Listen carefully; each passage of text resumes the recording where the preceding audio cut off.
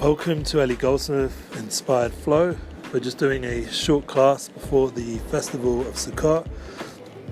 Here's a unity flow. The focus is united souls joining together, building more unity from all the diversity, from all the different challenges we're going through right now.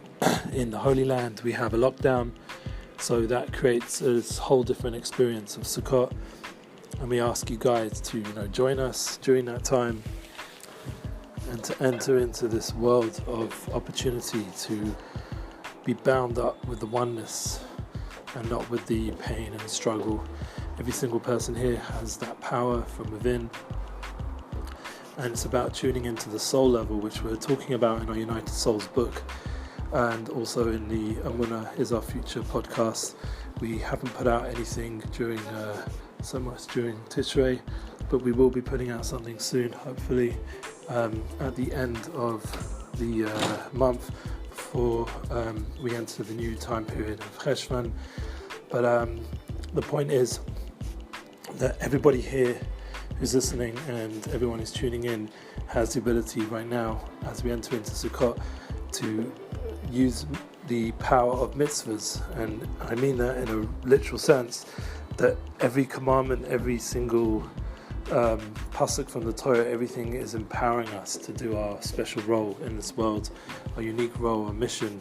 And the 4 species that we take during Sukkot, the lulav, the esrog, and the hadassim and the rovers, they tune us into these 4 special days leading up to the festival of Sukkot, which we're in right now. From Yom Kippur to Sukkot, we enter into this concept of Lifnei Hashem Titaru. I spoke about this in my SoundCloud classes, which you guys are welcome to go to. Just Google Midnight Rabbi or Ellie Goldsmith on Sukkot, or each category, whatever you're looking for, and it should come up on SoundCloud. So many years of classes I put up there when I was working with Ashreinu. Actually, it was about 1.5 years, I would say, of classes there. But anyway, to keep us on the podcast flow that we're all in nowadays, is that the 4 aspects of the name of God has an inner aspect, a 5th letter, which is hidden within the Yud. It's called the Koach Shel Yud. This is the little thorn that comes out, the letter Yud, that little letter. And it's very important, all of us, tune in to the energy that's within that Yud, that we have the power to inspire from that inner place, that little tiny dot of ink that pushes away the negativity. That's the idea. It's like a thorn. So we have the power with that thorn to go inwards to that inner level, the inner aspect of the 4 letters of the name of God. And that's represented by Yom Kippur, Lifnei Hashem Titaru, that when you're standing before God, you have purification. There's a certain experience of soul that gets rid of all the diversity.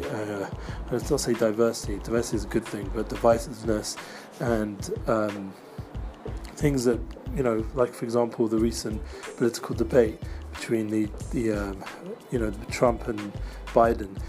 We see that it was such, unfortunate lack of soul, lack of connection, and it really is quite off-putting, really, for both candidates. And it's a shame that we can't be able to communicate on a more elevated level and really move forward with guidance during this challenging time that we're all going through.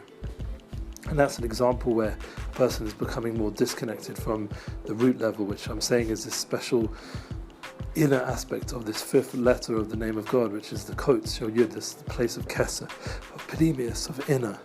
And I believe that United Souls is going to come from that inner place. That's the Torahs of the Baal Shem Tov HaKodesh, the revelation that came down with Hasidus, and the Torahs of Rabbi Nachman and Chabad, and all the other different breakoffs and developments and growth from all the different Hasiduses that came out of that original revelation from the Baal Shem Tov. That inner core belief of light is, like they say, is the Orosh or Mashiach. And I was even blessed personally to have a dream where I was meritorious to hopefully speak to someone who I believed either was Mashiach ben David. I don't want to say more publicly. I explained to my family, but I don't think it's something which I'm on the level to go public. But I definitely felt a light of an opportunity to discuss with such a revelation that it's happening now on an inner level for all of us, that we all, whether there's a real person or not, I believe there is, but the point is that we all have the ability to tune into that part of ourselves which unites the world. That's the level of the soul, and not the controversy that surrounds everything that we discuss about things like Mashiach or politics or whatever it is. There should be that inner core truth. Like people keep, when I put these Mashiach videos up from Rav Orish talking about Mashiach coming this year, there's a tremendous amount of externality of like different quotes and Bible quotes and this and that. That's not the point. The point is the inner understanding, that soul level that makes sense of all the confusion of the world and gives us a certain clarity of how to communicate with softness and gentleness and oneness and love towards the people around us, and not to give in to the anger or to the frustration or the pain, but to be tuned into the inner aspect. And this is something which all of us have, and it's intrinsic to our belief, and that's what we tap into on Yom Kippur, and we take in by doing these 4 days, these 4 mitzvahs leading up to Sukkot. We take these 4 species and we start to internalize more and more the godliness, the oneness, the unification through the lulav, which is the spine, and through the hadassim, which is the eyes, and the rova, which is the lips, and the esrog, which is the heart. These are symbolic of our inner aspects, and unifying them in all the directions, the 6 directions of left, right, forward, up, and then down and behind, and being able to unify all those aspects of creation, the 6 directions, which brings us into the 7th dimension, which is entering into the sukkah, which is really, for me, it's like a very intimate experience of godliness, of oneness. The whole being is absorbed into this light of a mitzvah, of the cell kanafecha, this kanfei shechina, this oneness of unification in the sukkah. And we take the whole aspect of all the different directions and all the different elevations that we're able to do through these commandments, and we experience joy with our loved ones, as I spoke about in the Relationship Flow podcast. And we need to focus in on the joy aspect of our family, and that should come out from focused relationships. And then we go to the next level of Simchas HaTorah, which is basically after going around Hoshana Rabbah and being sealed, please God, for a good year, and waking up all those neshamas, all the souls that seem to have forgotten about all this that I'm discussing.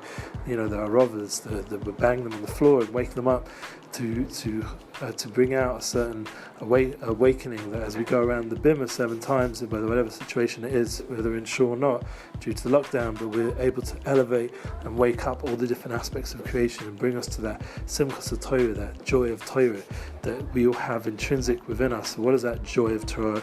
That's that unification, that oneness of the soul, of our heart, of our souls, that enter into that truer place. And that's the unity flow that we're talking about, that can elevate everything, our music, our work in the world, everything we're doing can have a unification, and that's the truth of who we are. That's the reality of who we are, and all of us have that power within. It's just a matter of just tuning into that in a more intimate and deep way. So we bless everyone here who's tuning in to share your unity flow. We're going to hope that this new year has a lot of unification, and we enter into these mitzvahs understanding how powerful and profound, how the Torah dance with, and how we able to dance with our lulav and esrog, with our family and friends, even if we can't meet with people that right now, but we thankfully have technology we can use during Chol Hamoed to communicate to everybody and hopefully share some of the joy of Sukkot.